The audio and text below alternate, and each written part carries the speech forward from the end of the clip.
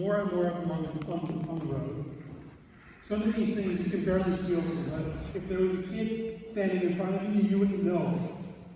A 5 foot tall child wouldn't be able to see, you wouldn't be able to see them. And you probably wouldn't be able to stop in time to prevent a serious collision. Okay? My work, what I've been trying to do is build a more sensible network of transportation in the area, which will include things like better transit, so better bus routes, bus-only lanes on Northern Boulevard, where there should have been. We should have had bus-only lanes on Northern long ago. I don't know why we don't. It's a heavy bus corridor with multiple bus lines on it. There should be at least one lane there in each direction, which is bus only. We need better bike routes. We've got several major schools within the vicinity of Utopia Parkway, including this one, including PS 173, Francis Lewis High School, WJPS, IS 25. We have St. John's University, a major university with over 20,000 students, over 600 faculty and staff. We have several other schools. We have Greenway connections on this route, the Brooklyn Queens Greenway. We have Fort Tottenham Park. This is a natural place for complete street. We should have a safe route where people can cycle and get to school and work easily. And the data is clear that if you have protected, separated bikeways, not only does it improve road safety for all users, including drivers, and I drive myself sometimes. I'm not a saint. Sometimes our family has a car, but most of the time, as much as possible, I ride my bike to work. Okay? But we need to create an environment that's in streets that are conducive to safe travel for all modes of transportation, not just drivers. Thank you very much. Great. And turning this back to Charles and Amy, as some of the leading advocates combating gun violence and traffic violence, in your opinion, what are some of the contributing factors to such an increase in traffic and gun violence in New York City? Yeah, I think Ben mentioned a lot of them. One of them being like the vehicles being bigger and there's more blind spots. I have some stats that children are 8 times more likely to be killed in crashes involving SUVs and pickups than regular cars. There's a lot of stats that support that the child front over deaths would nearly double that 82% of child pedestrian fatalities and 79% of child bicyclists were fatally struck by the front of vehicles. The other thing is, for why it impacts youth more, it's like children can't assess how fast the driver is going. So like my 9-year-old, if he's looking to cross the street, he will not, is not as good at judging when to cross the street as an adult would be. So it's more likely that a child would get hit or fatally struck by a vehicle. There's also something about that we're increasingly isolating children so that they can't walk the streets and play outside. And one of the most common barriers of having children outside or actively travel to school that surveys show is safety. So it's the traffic speed, the traffic volume. So that's why we need to work together to make the streets safer so that we feel safer to go outside, let our children go outside. And I don't know about you guys, but when I was little, I would play outside on the street all the time, and that's what we did. And I personally do not feel safe letting my children do that today. Hi, excuse me. Sorry, I know the senator has a couple minutes, and I feel like for the town hall, it would be heard as well. These are great. Thank you so much, panelists. My name's Karen. I know you have like 10 minutes, sir. So thank you for conversation truly, outside of everything that we're talking about, should be about artificial intelligence in our cars and our vehicles that are now being implemented. The electric cars that the United States has been investing in and now has been kind of dwindling back on their promise to release these cars, but still there are agencies that have been using these cars, have been using AI to start filtering our minority faces or white faces or whatever faces that you want to state. But these are things that our kids are interacting with as well. And I understand everything that we're talking about. People are going to be under the influence. They'll make a mistake. That's a federal crime. Their lives will change completely. You see that at the Federal Defender's Office. They are overwhelmed by the cases of people trying to get representation once they've made a fatal mistake, killing a child, right? No one wants that on their hands. But we have to talk about how the government, how a state legislator can change that wording for us right now. Because Vision Zero has been here since 2014. We've had 10 years of hearing these stories that could have protected our kids, and now technology is out here advancing at a faster rate than our communication, right? We're talking here, and then tomorrow I hope that something's written to change what's happening yesterday, right? Because we've been doing this for 10 years. Just this council, and I heard 1970 something, that is almost 50 years of the same type of advocacy. So Senator, how do we talk to you more efficiently? What is it that you need from us to actually make this change? Is it that these representatives here on this panel, is that it? Is that the max that we can do? Or is there something else that you need us to do so we can show support? That there are thousands of us that do not like that if there are more cameras, we're losing our privacy. Do you understand that as well? So I think this question is addressed to State Senator Liu. Would you like to come up and address this question? Sorry to put you out there, just Kimberly Cruz.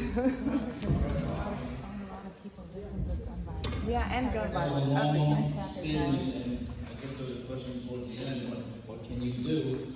You're all doing something by being here on a Saturday afternoon and showing your concern, and also not only getting up to speed on some of the latest issues, but here to express your concerns as well. So, you know, I mean, Families for Safe Streets, they're up in Albany, they're at City Hall. That's all very impactful. That's why I'm very attuned to what has happened. I mean, you know, I'm a dad myself. I can't imagine what Amy and her family have gone through these last 10 years. And as I said earlier, there's many other families. So there's legislation that's pending. The legislation does not have universal support. And that's why many of you have been up in the halls of Albany, as well as at City Hall, to kind of, you know, put pressure on legislators to do the right thing and pass the legislation. You bring up AI, I mean, I don't even know if this is that intelligent. You know, this is already old technology. Ignition lock systems to counter DWI.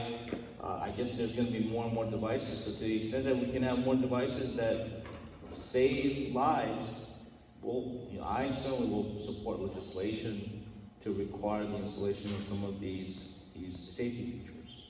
Senator, but how do we just give up a little bit of our liberty just to feel a little bit safer when just the language around universal acceptance of artificial intelligence, just because we don't know what future technology will look like, is removing our privacy. So the legislation that you're talking about, why is it that there are people that are going against it? Why is it that people are positively? Like, can you explain that from your point of view?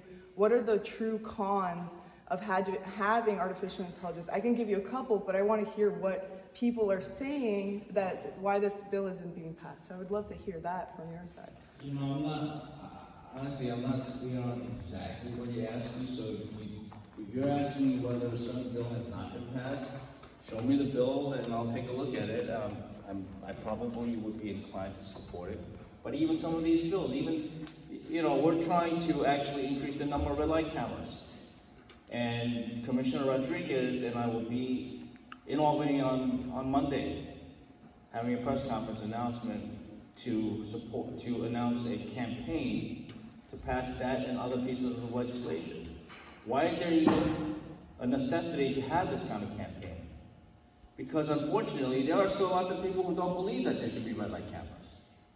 There are people who still don't believe that there should be speed cameras. There shouldn't be always, because there are minorities that will get more tickets. And Okay, then so there are this different is where representations. I'm not exactly sure what you're asking, so I'm happy to. It's the true nature of it. To be honest, I'm happy that I'm here because I'm 25 years old and I came back to Queens to regulate Queens because we've been having these conversations since I was a kid. Why don't we move on, because there's more to be said, and other people have questions and concerns as It's the well. same thing on gun violence, You need sir. to But schedule yes, an appointment with him and go to his office and but this is speak a to town him. hall. Town No, halls are because the supposed to be issue is- direct. Your issue is about something else. You need to schedule an appointment. I am trying. Thank I'm you. just trying to bring up issues that are important to And me. you have to, thank you. Thank you so much, Senator. Yeah, we definitely need a lot more intelligence in Albany. I'm wondering if, since legislation has been mentioned, whether we could maybe move on to remedies. What do you, as panelists, see as potential ways of reducing gun and traffic violence here? I mean, we just, not too far from here, had a 3-year-old, Princess Chen, being run over by a car not too long ago, and it's a huge blow to our community whenever that happens. So please, Charles. All right, I'm interested in talking to you. I like your enthusiasm. It's a rainy day outside. It's a Saturday, all right, and I love the fact that we have people in here, and that's important because many shall come, few should be chosen. So we have a lot of leaders in here. You have a big voice. Are you going to stick around? Yes. All right. Okay, we need you. We need you. All right. The senator is the man. Like, I've been working with Senator Luke from day one, and I know that when he gets his hands around something, it's going to get done. So, yeah, you're talking to the right person, but we just got to have some pre-conversation before we get an idea where you want to go, and then we can have you join the situation, all right? Because your enthusiasm is very much needed. We need young people to come out. How old you say it was? 25. You're perfect. You're perfect. She's a quarter of your age. Oh, that's funny. So we don't want to lose you. So don't get frustrated. All right, and join into what we're doing. That's why we schedule these town halls to get people like you to come out on a Saturday, on a rainy day, and let us know what your concerns are, and then take your intelligence and the things you're saying. Artificial intelligence is a very important issue, just like ghost guns. Ghost guns, very important. Any kid can get a gun today. You don't have to buy a gun. You just need a kid that understands technology, probably using artificial intelligence, has a 3D computer, got a lot of money. His mom's bought him all this stuff. Now he's making guns. He's making guns. You know what I'm saying? He doesn't have to go and buy a gun. He can make a gun. All right? So, technology plays a part in everything. But if you're asking, like, why is crime up and what can you do about it? Crime is just a cycle. It's just, it's like, it's going to go up, it's going to go down. You have 600 to 650,000 people come home from prison every year. Every year, about 600,000 coming home every year. So they're going to impact your community. Your community might be safe today, and a guy that did 10 years is now back in the community. And probably didn't get rehabilitated because the Department of Corrections really don't correct people. I mean, it's a shame. We need to do something about that. Recidivism rate, within 3 years, 67% of those who go to prison come back. When they come back, what do you think they're going to do? They probably don't have any skills, a job, whatever. They're just going to continue a life of crime. All right? So we need to address that. Mental health, big topic now, but it's a big topic now because we failed. You know how many gang leaders have a mental illness? Like, can you imagine Al Capone running a gang and he's mentally depressed and taking drugs and whatever? To be a gang, you almost have to have a mental problem. to cross over onto that side. So mental health is a big problem, all right, in our society. The dropout rate, 1.2 million kids drop out every year. What do you think they do after they drop out? Yes, some of them go and get on social service, get a low-paying job. Here we go. Gang recruited. Instantly gang recruited. Tied the gangs and the guns and the cars. I get 7 years as a gang member if I run you over and kill you. 7 years. If I shoot you and kill you, I might get 20, 25. What are we gonna do about that? We look at our homicide. Gangs need cars to transport guns and drugs. All right? Gangs need cars for drive-by shootings, carjackings, or just to steal a car, break it down, sell the parts. So it's kind of all related. So what I'm saying is that to solve the problem, we need town hall meetings, we need dialogue, just like we're having now. Can't blame the police, we can't blame the teachers community. Now, we can't go on or blame whatever, but every Fortune 500 company, in summarize, has a research and development department. And they research what the problem is so they can come up with a solution. And what we found is when we talk about this gun problem, which is really this gang problem, they're together, you know. In 2009, they did a study. There's 1 million gang members in America.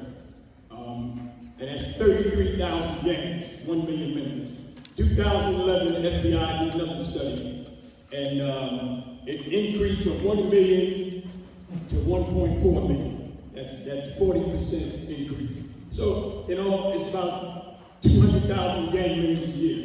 Fast forward, 2023, that would be equivalent about 4 million gang members. 4 million, represented by 33,000 gangs, 4 million members. Now, the question I have to ask to my government is, why aren't we doing the numbers on that? They did their last data in 2011. Why hasn't the FBI did any more research and keeping a track of how many gangs and gang members that we have? I think it's a very important issue. I think that data is important, but for some reason, the FBI just said we're not even going to keep track anymore. But if we look at a 20% increase a year, I added up to about 4 million gangs on the street, not 1.4 million, because when they do all these reports, it says, 1.4 million gangs, 33,000 gangs. You know, and I'm like, those numbers not right. That's 2011 numbers. This is 2024. So there's 4 million gangs on the streets, not 1.4 million, controlled by 33,000 gangs, who commit 48% of the violent crimes, and in some communities up to 90%. Now, if you told that data to the community, this room might be packed right now. Because everybody would say, I don't believe that. But if you suppress the data, people are just going to be desensitized. It's like watching TV, you see killing and murdering people getting ran over every day, you just get used to it. So we need more research, we need data, we need real data, and we need to come together like this here, and we need to find out what the problems are, and we need to attack it as a community. And so I wanted to give everybody some information as the data and the research is how you solve the problem. Thank you, Charles. This is actually the first time I've come to a forum where advocates from both the gun violence and traffic violence advocacy communities have come together, and I'm wondering if there are things that we can learn from each other in these movements that have been focused on gun violence and traffic violence. As we talk about remedies and how we try and address this escalating gun and youth violence in our streets. Would anyone like to? I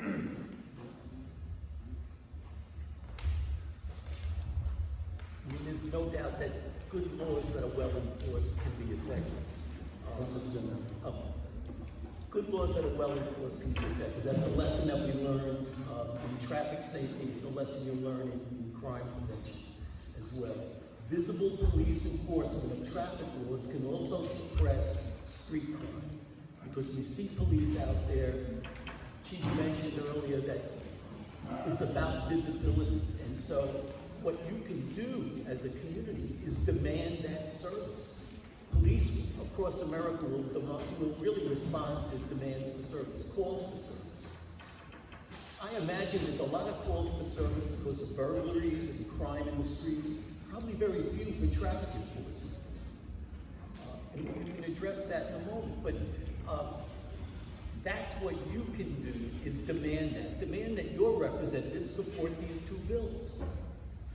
You have Senator Lieu on one side, but you only have one assembly member that's willing to support it on the other side. So we need more support to demand that these bills be passed. That's what community involvement's all about. That's what advocacy's all about. Those are the lessons that you learn from Families for Safe Streets and Transportation Alternatives. There is a ton of money being made available to communities for infrastructure development, for bike lanes, for complete streets, for safe routes to school. You can demand that your communities be part of that. Talk to New York City DOT that receives much of this money and demand that kind of treatment in your community. It's all about calls for service. That's a lesson that you can learn from both of us on both sides of this as well. I don't know if it's important now to talk about 05, but that's a law. AI can have a big impact. 15 years ago, DOT started funding with MAD, Mothers Against Drunk Driving, a driver alcohol detection system for safety. This is a passive system that would be, in theory, in every vehicle. To start the car, you would have to be sober. It would sample the air around the driver periodically to make sure somebody else wasn't trying to start the car, or it would do an hepatic test on the steering wheel to sense through your BAC. So yeah, technology can be a big effect, but you know what? That was 15 years ago. This demo started with manufacturers, with Mothers Against Drunk Driving and US DOT. It's still not here. And even if it was, it would take 15 years to flip the fleet. That's how long it takes to turn all the vehicles around. We have new technology for assisted braking, lane departure, blind spot ID, mostly in high-end cars. There are many manufacturers now starting to put it in lower-cost vehicles. But again, it would take 15 years. You have a vaccine right now that you can demand your legislators put into lower limits, lower speed limits, and lower BAC limits. Those are two countermeasures that work, that are proven by research. They're data-driven, that we can impact right now. We don't have to wait for technology. Technology's great. AI can detect drowsy drivers now. We have it in some truck fleets. They'll monitor head nod, eye blink, and they'll take over the vehicle. They'll wake you up. Again, it's a long way off. To flip the entire vehicle fleet, it's going to take a generation. These two laws can have an impact on safety in New York City and the state. If you pass 05, a lower limit, and you pass the ability for New York City to set its own speed limits. We know lower limits can save lives. We know from research. You have 100 countries right now that have lower limits for 05. We've seen 19% reductions in fatal crashes in Utah, the only state that has an 05 law, 2018. And before you say, oh, it's Utah, and it's not New York, you have drunk drivers in Utah, the same BAC levels that we have in New York, in Jersey, and everywhere else. And that law saw 19% reductions. Surrounding states in a scientific study only saw 6% reductions in DWI. That is an effective law. Of all the countries, when they did a meta-analysis, 50 studies, they saw a 10% reduction. So you're talking about saving thousands of lives with a lower BAC limit for all our states. And I mentioned when I started, good laws must be well enforced. High visibility enforcement supported by a media campaign, Click It or Ticket, Over the Limit Under Arrest, two very successful traffic safety campaigns that were supported by checkpoints, roving patrols. It's a very sensitive area now about stopping vehicles, and we saw that many vehicles were not stopped during COVID for a variety of reasons, primarily for health reasons for both the officer and the driver. That when you're in on exchange of saliva on a PBT, a preliminary breath test device in that area, that's a couple of years away. And we're seeing now increasing enforcement coming back.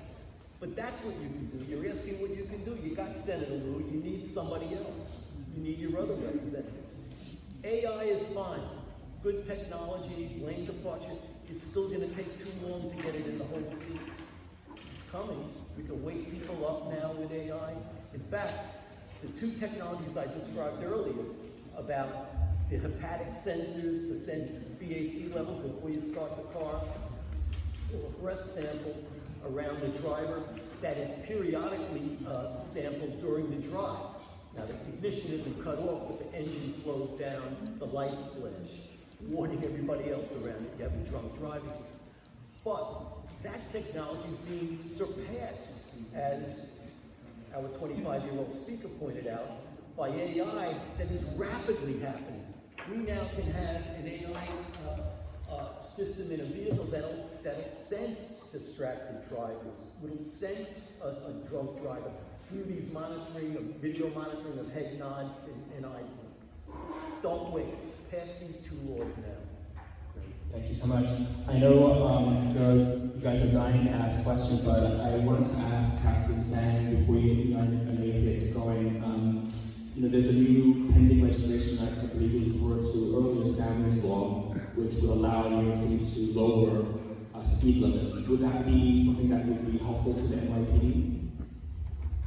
Okay, definitely the speed of being able to have to know the reason why we reduce the speed to 225 is because it saves like lots of life, between 35 miles per hour and 25 miles. And definitely if you can reduce the limit, it definitely will help all the way to accident. Great, thank you so much. Any questions from the audience? I know there was some excitement about artificial intelligence earlier. Yes, sir. Yeah, can I get the mic? Get the mic. Please keep it short. Yeah, well, hey, my name is Christopher Leon Johnson. I'm from Brooklyn, New York. I used to live on Community Board 8. So I want to know why I didn't hear not one person on this panel talk about daylighting. Recently, a kid in Fort Greene lost his life to a NYPD tow truck driver who was a member of the NYPD, as much as they're not a member of the PDA, but they're a member of the police, they're a member of the police department. Why there was not one member of this panel talking about daylighting, putting daylighting in the streets and road diets? What's going on with that? Thank you. Okay, road diets, anyone? And daylighting too. And daylighting. Yeah, thanks for your question. Daylighting, is, in case people are unaware of it, basically means that people aren't allowed to park or stand within about, 20 feet of the corner. The idea is that that's where you have, sometimes you see no standing signs. That's basically daylighting. A few feet, maybe 20 feet from a corner. And the purpose of it is to improve visibility for drivers and pedestrians approaching the intersection, so they're less likely, it helps reduce collisions. And I know our community board has discussed it, but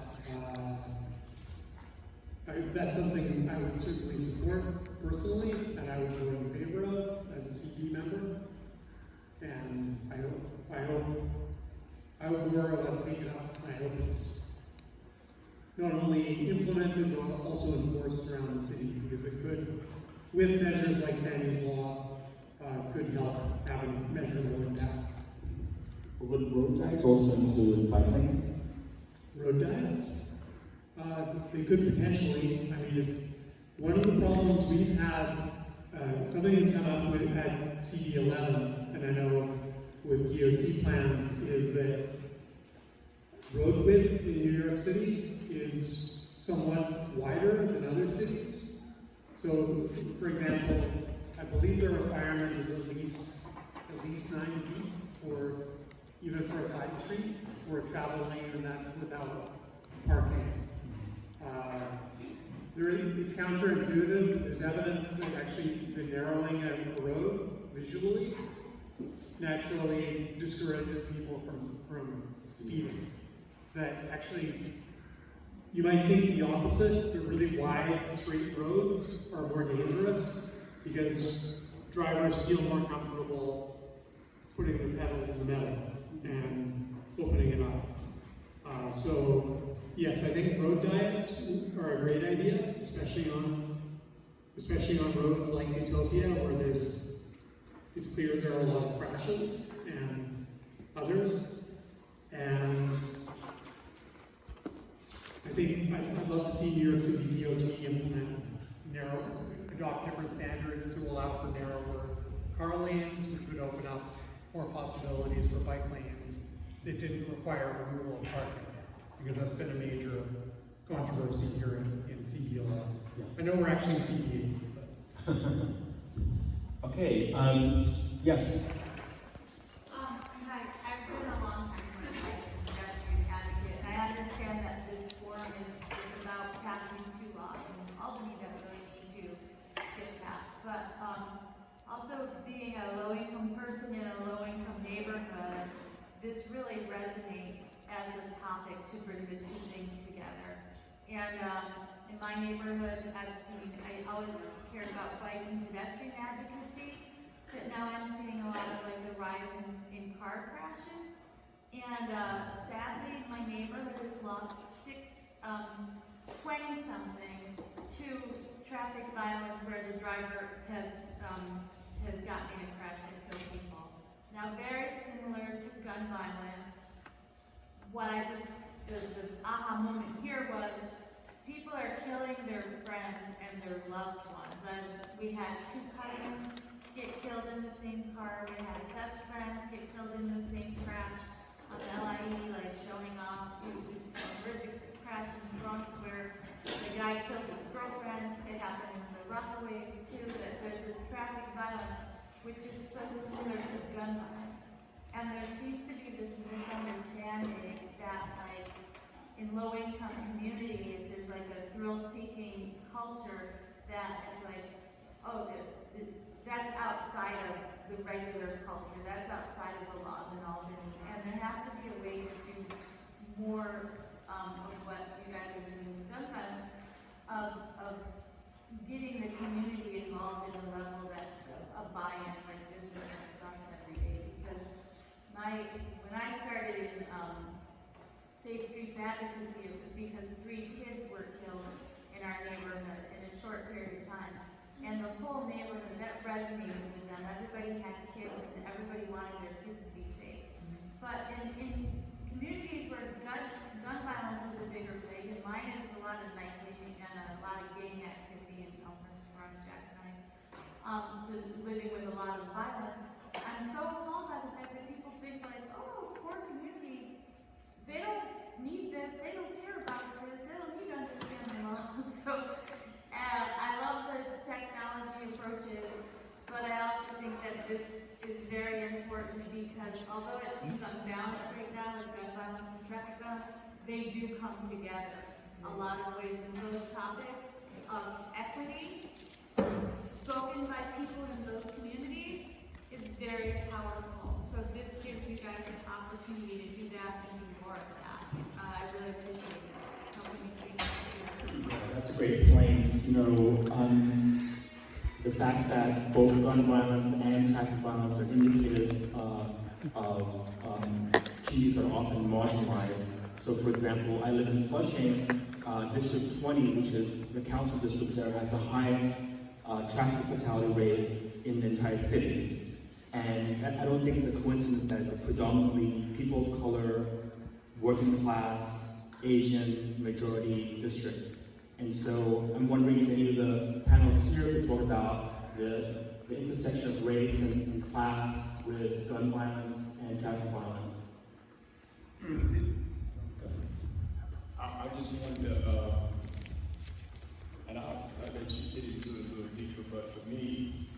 answer that. I think that first we need to, somebody pointed out, like, only John Lewis here today, so I'm asking the question, like, where are the other elected officials that represent this community? And I think that should be the question. I like that 25-year-old lady, yeah, we need you. I'm running for Congress. Well, okay, that's good. Because I applaud you for that. I'll donate to the campaign because I don't see those other elected officials here supporting Sandy's law or whatever. I think that's a tragedy. I think that everybody in this room got up this morning, knew last night it was going to rain like hell. Everybody knew it, but they still came here today. People that from Brooklyn, right? Yeah. From Brooklyn. Here, right? Today, on a rainy Saturday. We got things to do right now, right? But everybody's here. And only John Lew came out. So I think that we need to, find out what happened to the other elected officials that represent these districts. I think they owe an explanation to the community. I think more so they owe an explanation to the school, because everything starts here at the school, pre-K through 5, right? What are we going to do to protect our children? Forget about us. We're old men, women. What about? I see a lot of kids in the audience. Big up to the parents that brought these kids out today, right? But what are we doing about them? We fail, like right now. I mean, to be honest with you, when we look at all this data, gun violence, number 1 cause of death for children and teens, car crashes, number 2, and it was number 1. It goes back and forth. We have failed. Whatever plan we got right now, it ain't even working. We got to just keep it real. We need to go back to the drawing board and say, what did we do wrong? That car crashes and gun violence are the number 1 and number 2 causes of death in our team. We did something wrong. Maybe AI can help us. We need some help. Because if we're going to run around fronting like everything is okay, then we're all desensitized to this violence.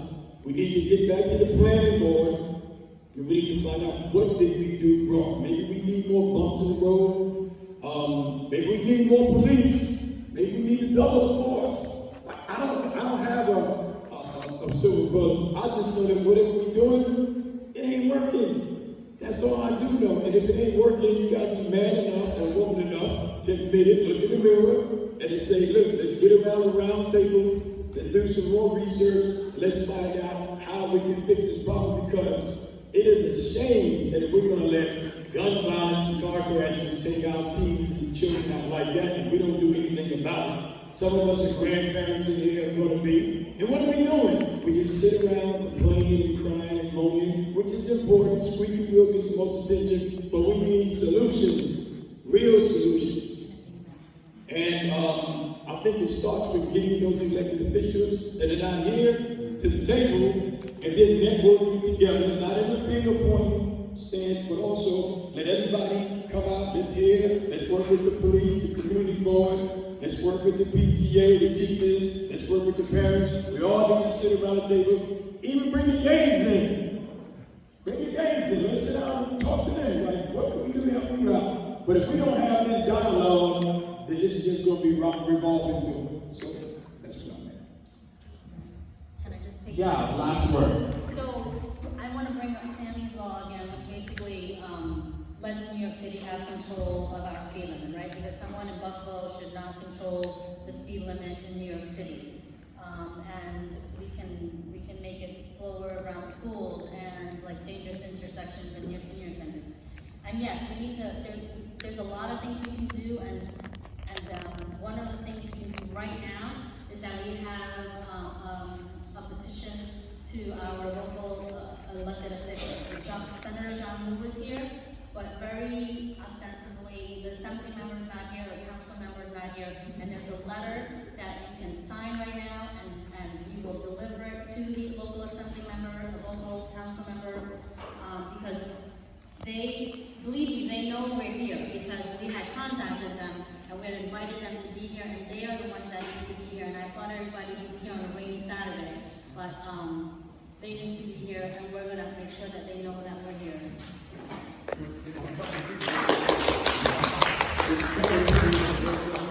Okay, very last question, I'm sorry, we're running out of time. Please. It's not a question. I am in support of, I'm Jeanette Williams, I'm a Families for Safe Streets advocate. I'm also the president of the Left Rock City Tenants Association, and I'm a mother, I'm a grandmother. I lost my 21-year-old daughter to reckless driving. I have another sister of mine, a tenant of Left Rock City. We woke up and their son's dead body was on the sidewalk. That's gun violence. So I'm here not for myself, but for every child. There are other children have went to their funerals that were killed by reckless driving. And I'm here today, and I really understand what my brother is saying in respect to our elected officials being here. Because each of us learn from each other. And there should be really solutions. We just need to be coming to town hall after town hall. We need to get it done. Whatever is to be done. The speed bumps, whatever laws are to be implemented, we need to have them done. Because individuals like us, we're living a daily nightmare. And the worst part of it is we wake up every day to see it reoccur. Not only in my community, Left Rock City, but all over, nationwide. Okay, I can speak for here, but it's also global. And many other countries could learn something from us, poorer countries. We cannot get up every day and just be having meetings and dialogues and not passing the necessary laws. Sammy's law being one. I've been back and forth to Albion to have lawmakers sign, to have the speed limit cut down. We are the ones who are feeling the pain here in Left Rock City, in Queens, in Brooklyn, in the Bronx, in Staten Island. We need our lawmakers to pass the laws necessary and to work with us. We should have another town hall, or I welcome another meeting like this, where we send out whatever they need. She said they know we are here. So while we are here and they are not here, they are the ones who have to do what's necessary and to listen to what we have to say to get things done. So I welcome another meeting like this, a closed door meeting, whatever. I'll make myself available because I'm living in nightmare. I wake up to it. I stand here for my other sister in Left Rock who lost her son to gun violence. They just shot him and killed him, and his body was here on the street. We need help, and we need real solutions now. Now, no other mother should walk in the shoe that I am walking in. I heard this lady say she's running for Congress, and she's 25. And immediately the number 21 flipped in my head.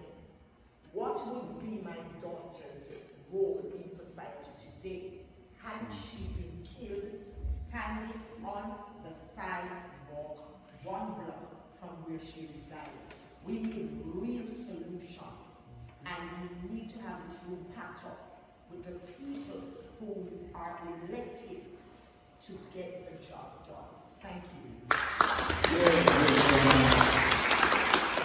Thank you so much for reminding us of what's at stake here. Our children, our neighbors, people who live in our community, who are running our businesses, they are all deserving of the best protection. Many of us are working on legislation to pass Sammy's Law. Amy mentioned that none of us legislators are on board. I want to specifically call out Lily Rosick, who is the assembly member here. Where is she? She represents one of the most dangerous districts in the city, and we need everyone on board to pass this very important legislation, Sammy's Law. I want to thank all of the amazing speakers today, Amy, Charles, Ben, Tom, Captain, Sam. Thank you so much for all your insights. And this is just the beginning, the merging and the bringing together of these powerful organizations and movements. It has so much potential, so thank you so much. Congress lady, stick around. And thank you everyone for coming out tonight. Thank you. I want thank the law enforcement officers that are here to get it out of the way. Appreciate you guys. All right? Appreciate you guys a lot. Hey, what's up?